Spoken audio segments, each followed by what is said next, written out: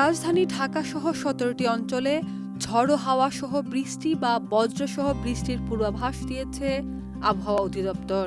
এছাড়া ঝড়ো হাওয়ার আশঙ্কায় সংশ্লিষ্ট এলাকার নদীবন্দরগুলোকে ১ নম্বর সতর্ক সংকেত দেখাতে বলা হয়েছে। ভোর ৫টা থেকে দুপুর ১টা পর্যন্ত দেওয়া এই পূর্বাভাসে নদী অববাহিকায় বসবাসরত ও চলাচলরতদের সতর্ক থাকার নির্দেশ দেওয়া হয়েছে। পূর্বাভাসে বলা হয়েছে, পাবনা, বগুড়া, টাঙ্গাইল, ময়মনসিংহ, ঢাকা, ফরিদপুর, মাদারীপুর, যশোর, কুষ্টিয়া, খুলনা, বরিশাল, পটুয়াখালী, নোয়াখালী, কুমিল্লা, চট্টগ্রাম, কক্সবাজার ও সিলেট অঞ্চলের উপর দিয়ে পশ্চিম বা উত্তর পশ্চিম দিক থেকে ঘন্টায় ৪৫ থেকে ৬০ কিলোমিটার বেগে অস্থায়ীভাবে দমকা বা ঝড়ো হাওয়া বয়ে যেতে পারে।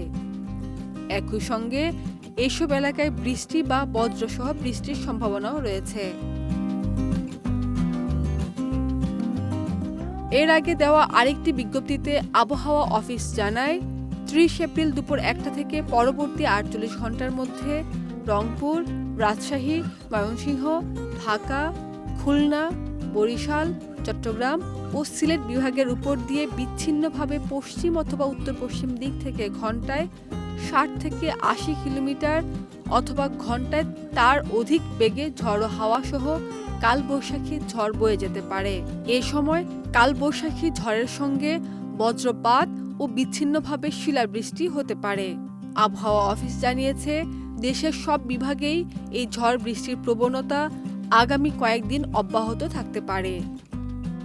খাদিজা নিপা, দেশ রূপান্তর।